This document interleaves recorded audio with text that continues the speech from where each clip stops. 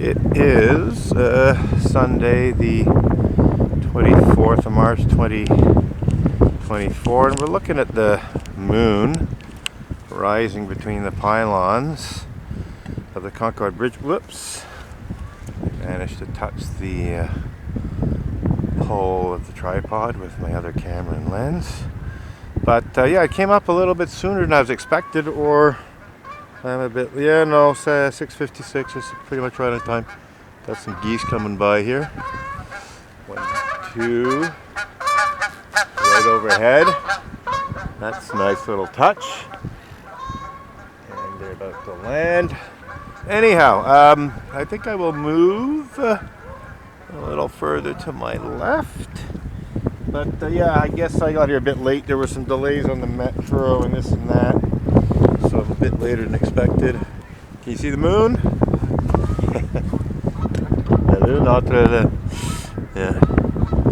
So yeah, the sky is a bit paler than I would like, but we got our alignment. I'm not even going to stop the camera. I'm just going to move and stop here. We're on a relatively solid part of the bridge. Get things centered again. So that's it. That's the full moon. We're using a 400 millimeter. No, we're not. We're using a 300 millimeter lens at I'm not even sure what aperture. We got a doubler on it, so it's actually 600 millimeters.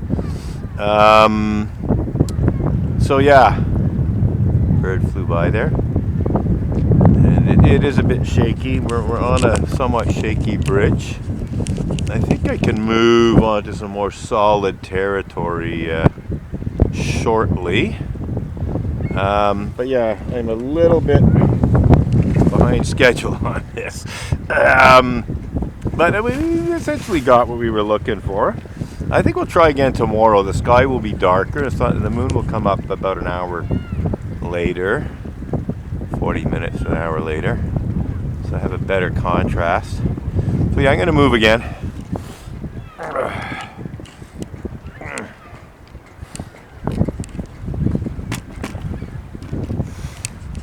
We'll just shift the camera here.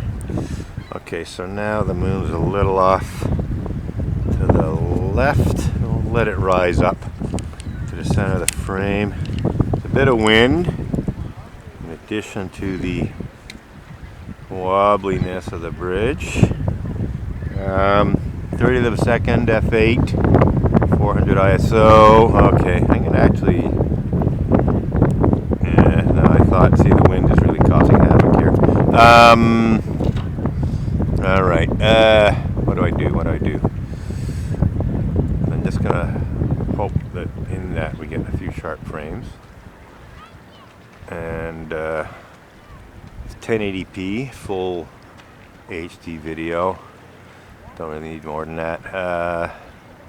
So again, as the moon moves off to the right, I will move to my left to keep it more or less centered here.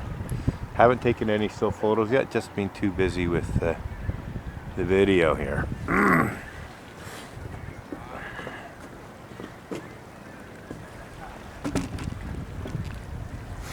So there's the pylons.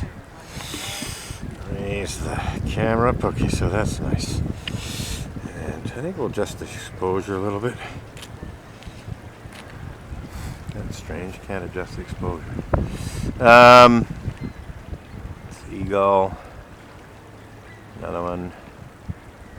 So we'll let the moon rise in between the pylons here.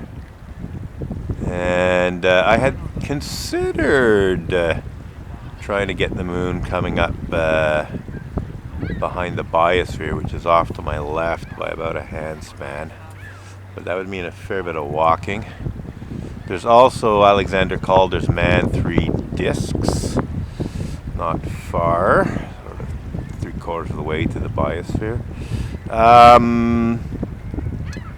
Couple of seagulls.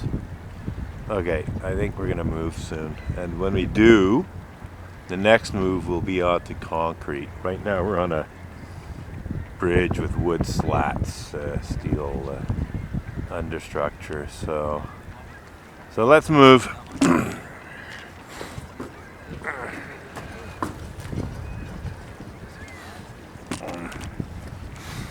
And there we go.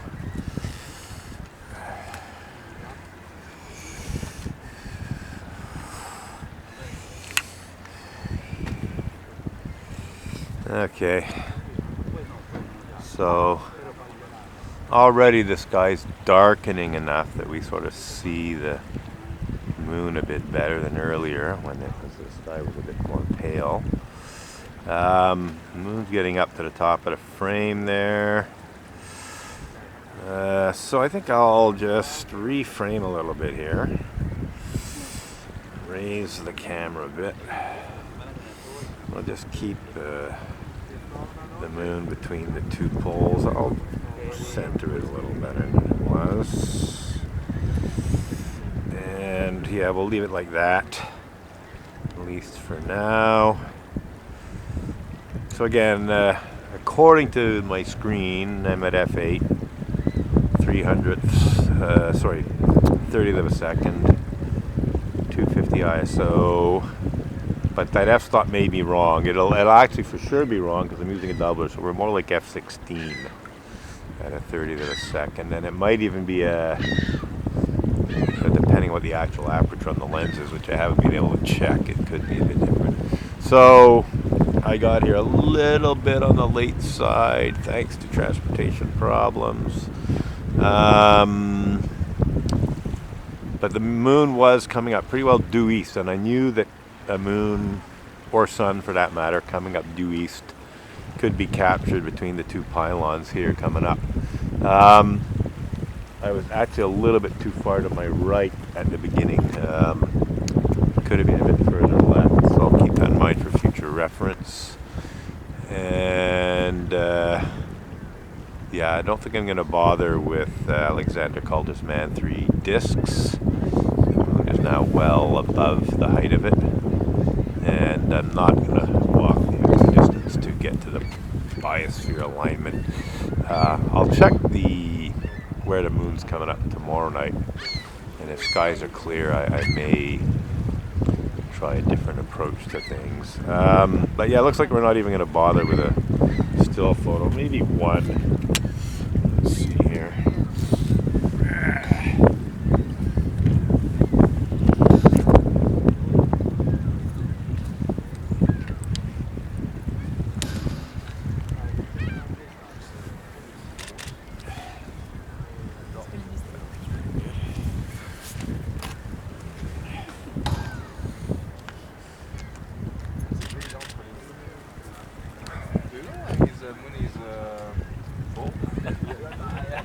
I'm joking. It's very huge. Well, it looks big because you have something to compare it with. You have a building. It's normal. But also, because it does change a little bit, not a lot, but it does appear a little bigger and a little smaller depending on the orbits. Yeah. And it's getting to bigger on April 8th. Yeah, total eclipse.